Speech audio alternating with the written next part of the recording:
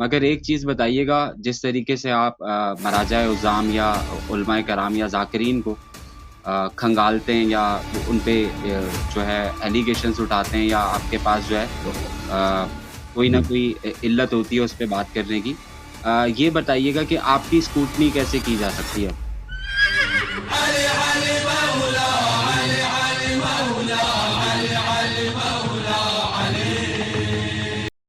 السلام علیکم پیارے بھائی، کیا حال ہے؟ خیریت سے ہیں؟ علیکم السلام ورحمۃ اللہ۔ آگا اگر اجازت ہو تو ایک تو میرا موبائل فون اتنا اچھا نہیں ہے، اگر آپ کہیں ہم، گے تو ویڈیو بند کر کے اگر آپ سے بات کرنا ممکن ہو۔ بات صحیح آ رہی ہے آپ کی تصویر بھی صحیح ہے، آواز بھی صحیح ہے، جو آپ کی مرضی۔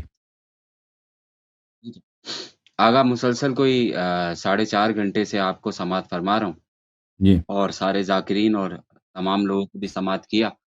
جی جی آپ نے ایک حدیث پیش کی تھی جس میں غالباً جو ہے وہ آپ نے مولا علی علیہ الصلوۃ والسلام کا ریفرنس دیا تھا کہ اس ہم، میں جو انہوں نے استغفار کیا ہے وہ شیعوں کے لیے کیا ہے۔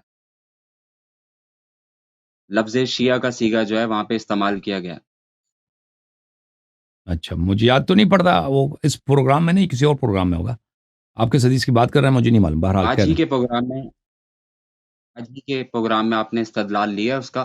خیر میں آپ کو ایک چیز بتا دوں کہ ہم، میری مجھے قرآن یاد نہیں پڑھنے آ رہا۔ کی اتنی اچھی وہ نالج نہیں، ہم، اور نہ میں نے کتابیں پڑھی ہوئی ہیں۔ ایک ہم، ادنا سا طالب علم ہوں، ادھر ادھر علماء اور ذاکرین کو سن اوکے کر اوکے، جو ہے وہ صحیح۔ چلنے کی کوشش کرتے ہیں۔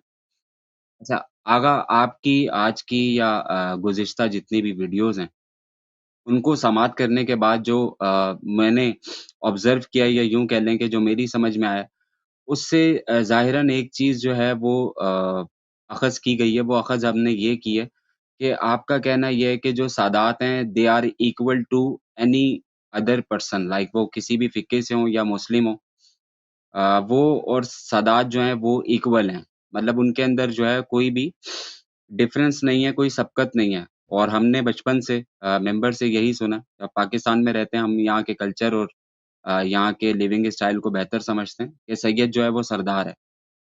تو اس پہ آپ کا کیا موقف ہے؟ کیونکہ ابھی جو ٹاپک ہے وہ بھی سید اور سیدانی کا ہی چل رہا ہے۔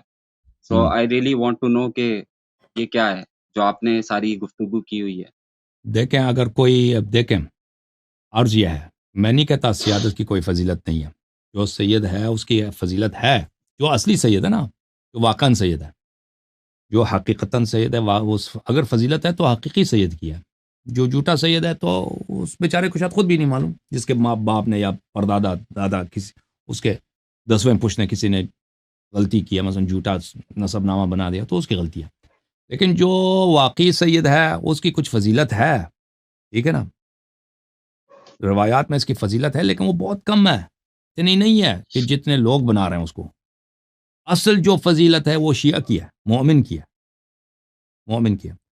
اب اگر کوئی سید شیعہ بھی ہے، مومن بھی ہے، تو اس کے پاس یہ چیز ڈبل ہے کہ اس کو ایک جانب سے سیادت کی فضیلت ہے، دوسری جانب سے وہ مومن بھی ہے، نیک بھی ہے، عقیدہ بھی صحیح ہے، ٹھیک ہے نا؟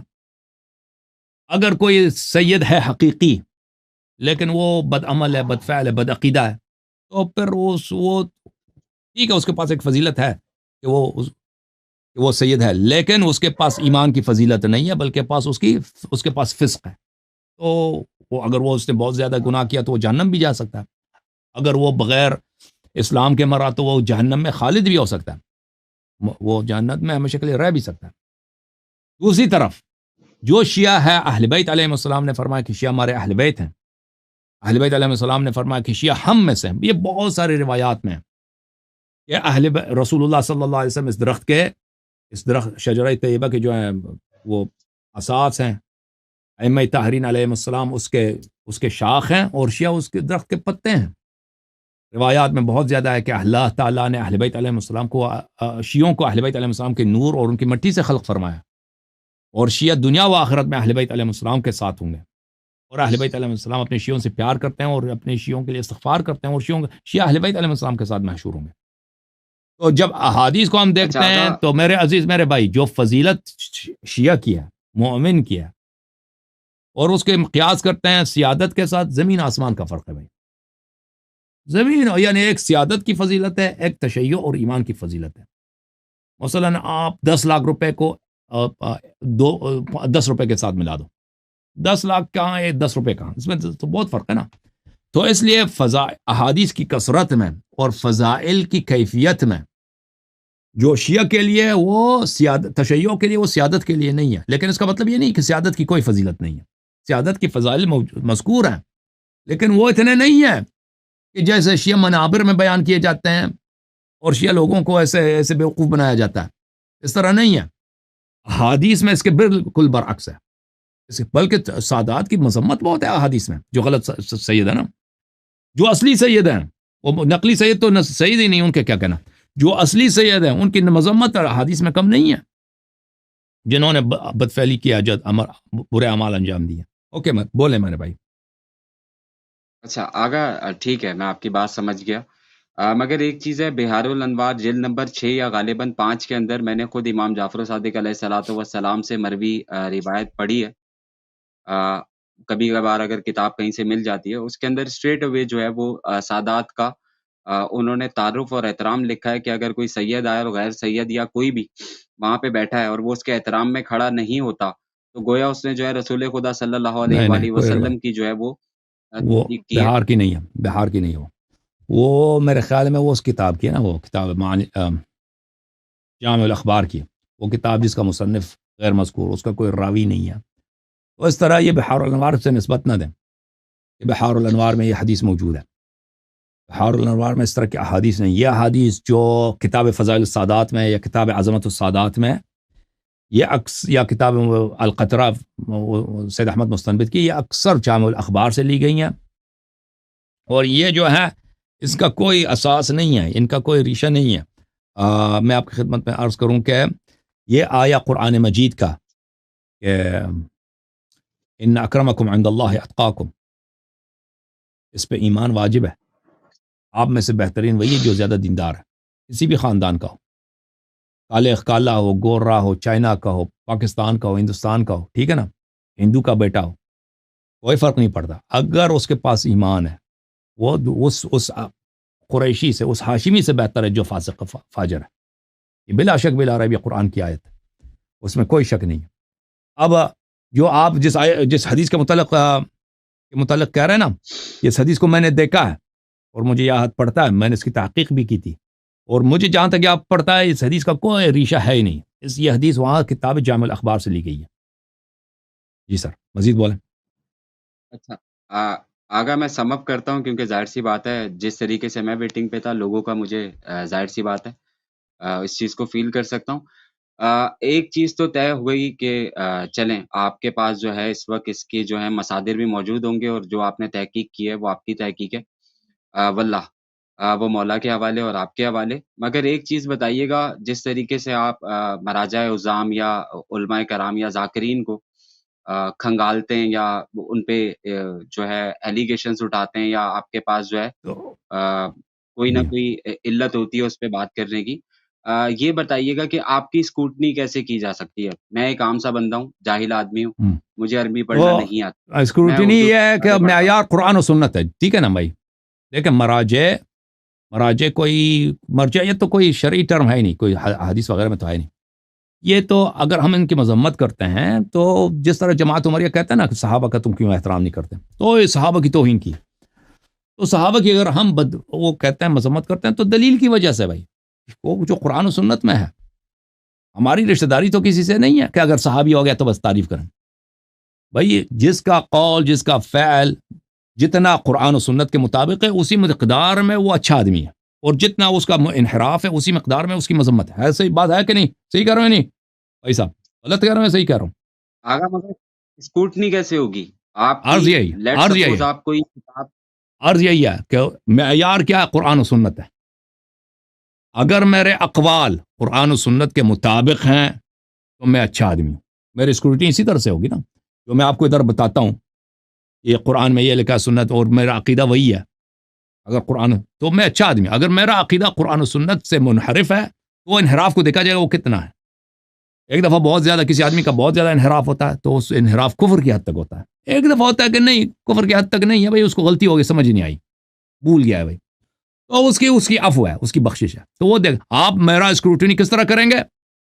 بھائی آپ کو میں تو اجازت نہیں دوں گا کہ میرے گھر میں آ کے کیمرہ لگا دینا کہ آپ نے میرے یہ تو اس کی کوئی ضروری تو نہیں ہے کہ میں نے ٹیسٹ دینا ہے. وہ تو اللہ دیکھنے والا ہے. اللہ تعالیٰ وہ ملائکہ لکھ رہے ہیں بھائی، وہ تو دیکھنے والے، وہ تو قبر پہ میں نے جانا ہے. لیکن آپ کے سامنے جتنا میں ہوں، میں جو آپ کو بتاتا ہوں، آپ میرے اقوال کو، میرے گفتار کو آپ قرآن و سنت سے آپ حساب لگا دیں. اگر میں اہل بیت علیہم الصلوۃ والسلام کا دفاع کر رہا ہوں، ان کی نصرت کر رہا ہوں، اور میرا عقیدہ ان کے اقوال کے موافق ہے، تو پھر ٹھیک ہے، میں اچھا آدمی ہوں. پھر میں آپ کا بھائی ہوں. آپ پہ واجب ہے کہ مجھ سے محبت کریں، آپ پہ واجب ہے کہ میری نصرت کریں. لیکن اگر آپ دیکھتے ہیں کہ بھئی اہل بیت علیہ السلام کی صحیح حدیث موجود ہے، میں نہیں مانتا، میں نے رد کیا، تو پھر آپ پہ واجب ہے کہ آپ میری کیا کریں، مجھ سے منہ پھیر لیں، کہتے ہیں کہ یہ غلط آدمی ہے. جیسے کہ میں آپ کے مراجع کے متعلق کہتا ہوں کہ یہ صحیح حدیث کے مخالف ہیں، یہ منحرف ہیں. ٹھیک ہے نا؟ یہ معیار یہ ہے. اوکے. اگر میں آپ کا پوائنٹ آف ویو سمجھ گیا، ٹھیک ہے، آپ نے بات کری ہے ہوں حدیث اور قرآن کی، اور ہمیں اہل بیت علیہ الصلوۃ والسلام سے تعلیم بھی یہی ملتی ہے، اور بیشتر جو ہم نے ہوں ممبروں سے سنا ہے، کیونکہ آپ کو پاکستان کے ممبرس کا اندازہ نہیں ہے یہاں پہ کس طریقے سے جو ہے مڈل کلاس پرسن جو ہے وہ ایک ممبر پر آ کر اپنا عقیدہ اور لوگوں کا عقیدہ کس طریقے سے خراب کر رہا ہے. آئی ڈو اگری ہوں ود یو، جس طریقے سے آپ نے صوفیزم کو برہنہ کیا ہے اور تار تار ہوں. کیا ہے. I 100% agree with you. But the جی. تھنگ از دیٹ کہ آپ جو عربی پڑھ رہے ہیں یا جس کتاب کا حوالہ دے رہے ہیں، مجھ جیسا عام بندہ اسے ری ویریفائی کیسے کرے گا؟ آپ پہ بھی تو آنکھ بند کے کر کے بھروسہ نہیں کیا جا سکتا نا. جس طریقے سے ہوں. میں مجتہد پہ نہیں کرتا، میں اس کے کسی بھی فتوے کو ڈائریکٹ کیوں لے لوں گا جب تک مجھے یہ نہیں یقین کہ یہ جو ہے معصومین علیہ الصلوۃ والسلام کے علم کے مترادف نہیں ہے، ان کی تعلیمات کے مترادف نہیں ہے. تو اس کا عرض یہ ہے، اس کا حجت بہت واضح ہے، بہت آسان ہے. دیکھو میں ایک ایسا آدمی ہوں کہ جماعت عمریہ تو میرے خون کے پیاسے ہیں. ٹھیک ہے کہ نہیں؟ ہے کہ نہیں؟ جماعت مخالف ان کے علماء کم ہیں، اگری. بہت زیادہ ہیں. اور شیعہ علماء، دیکھو شیعہ علماء کوئی میرا سپورٹ کرتا ہے؟ سب میرے مخالف ہیں.